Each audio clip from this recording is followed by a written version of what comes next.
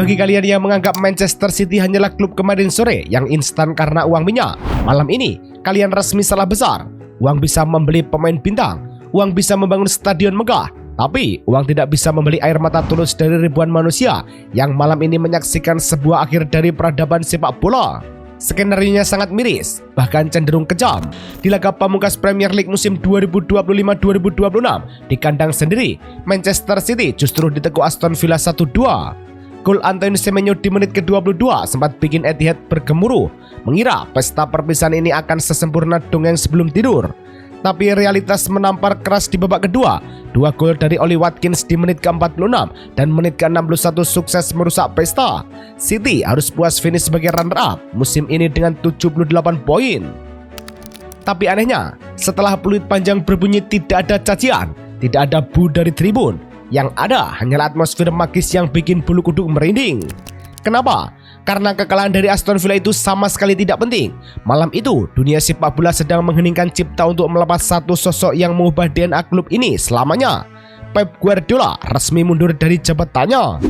10 tahun komitmen hancur lebur dalam romansa perpisahan yang bikin sesak dada. Pertanyaannya, apakah kepergian Pep adalah awal dari keruntuhan City? Atau justru awal dari sebuah awal yang baru? Mari kita jujur, sebelum Pep datang tahun 2016, Manchester City itu ibarat orang kaya baru atau UKB yang masih bingung cara mengelola warisan. Mereka punya uang, mereka punya bintang, tapi mereka belum punya privilege mentalitas juara Eropa. Sampai akhirnya pria berkepala plontos asal Catalonia ini menginjakkan kakinya di Etihad. Selama satu dekade, dari 2016 sampai 2026, Pep Guardiola tidak cuma melatih taktik, dia menjajah Premier League.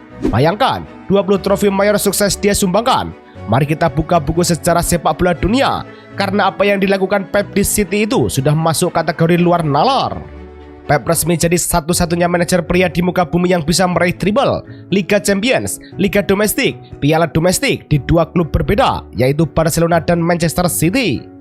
Di negara yang kompetisinya katanya paling kompetitif sedunia, Pep dengan santainya mengawinkan gelar Premier League, FA Cup, dan EFL Cup dalam satu musim yang sama pada 2018 sampai 2019. Musim 2017-2018, City mencetak rekor yang sampai detik ini belum ada yang bisa menyamai, 100 poin dalam satu musim Premier League. Di saat tim-tim rival seperti Manchester United, Liverpool, atau Arsenal ngos-ngosan nyari konsistensi, Pep bawa City juara Premier League 4 kali berturut-turut. Kagak ada obat. Kalau ditotal secara rinci, koleksi pialanya bikin lemari trofi Etihad jebol. 6 trofi Premier League, 5 EFL Cup, 3 FA Cup, 3 Community Shield, serta masing-masing 1 trofi UEFA Champions League, UEFA Super Cup, dan FIFA Club World Cup. Bagi kalian fans rival yang selama 10 tahun ini tersiksa, stres tiap akhir pekan karena tim kalian cuma jadi badut di bawah bayang-bayang City, selamat. Jingenius yang meneror liga kalian selama 10 tahun akhirnya memutuskan untuk angkat kaki. Tapi apa yang membuat perpisahan malam itu begitu menguras emosi? Ini bukan cuma soal taktik inverted fullback atau skema false nine yang bikin pusing 7 keliling pelatih lawan. Ini soal hubungan manusiawi yang sudah mengakar kuat. Malam itu, Etihad tidak hanya melepas Pep. Dua jenderal lapangan tengah dan belakang, Bernardo Silva dan John Stones, juga resmi melakoni laga terakhir mereka. Mereka berdua dipastikan hengkang di musim panas 2026. Rekan-rekan setimnya berdiri membuat guard of honor, memberikan penghormatan terakhir bagi para kesatria yang sudah memberikan darah dan keringatnya untuk warna biru langit. Sebagai bentuk penghargaan tertinggi, pemilik klub Sheikh Mansour langsung tancap gas. Tribun utara Stadion Etihad resmi berganti nama menjadi Guardiola's North Stand. Tak hanya itu, patung perunggu Pep akan segera dibangun di area menuju tribun tersebut, bersanding dengan para legenda abadi seperti Vincent Kompany, David Silva, dan King Kun Aguero. Namun, momen yang paling menggetarkan jiwa adalah saat Pep memegang mikrofon di tengah lapangan. Dengan suara yang bergetar, dia tidak bicara soal taktik, dia tidak pamer 20 trofi. Pep justru bicara soal kemanusiaan. Dia berterima kasih kepada warga Manchester yang merangkulnya.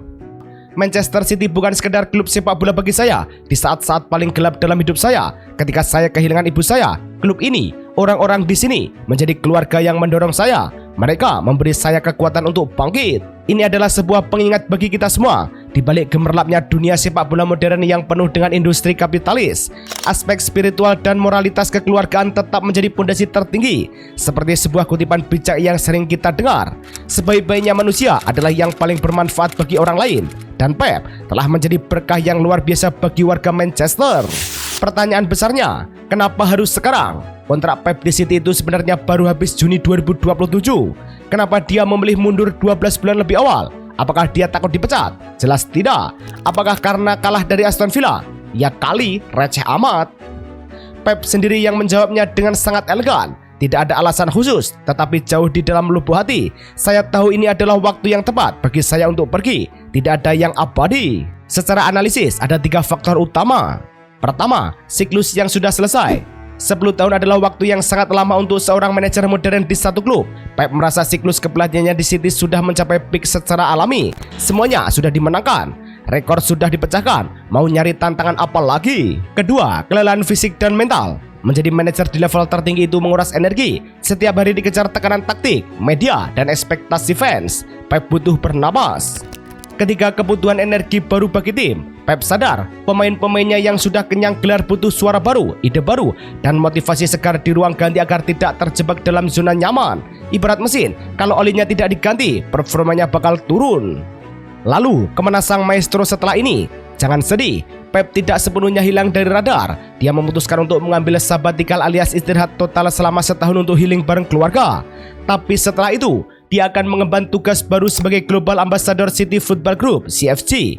Artinya, dia bakal jadi otak di balik layar yang mengontrol proyek kolaborasi global lintas klub jaringan CFG, termasuk New York City, Melbourne City, dan lainnya.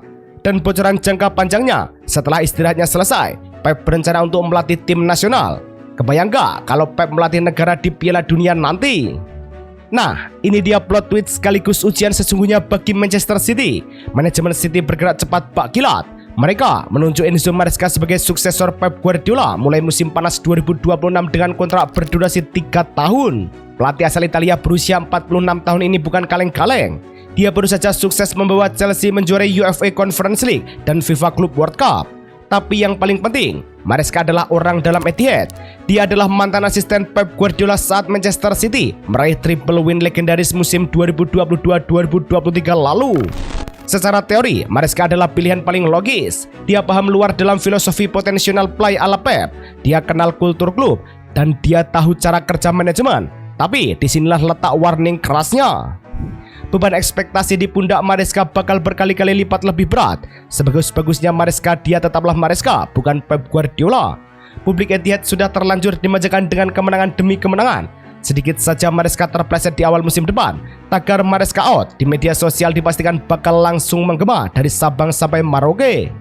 Satu hal yang pasti, lembaran buku sejarah emas yang ditulis Pep Guardiola di Manchester City telah resmi ditutup malam ini. Sepak bola Inggris tidak akan pernah sama lagi tanpa kehadiran sang jenius pelontos di pinggir lapangan.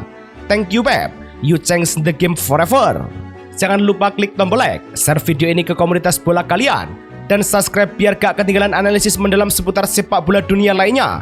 Saya Rinto Arianto pamit undur diri, sampai jumpa di video berikutnya.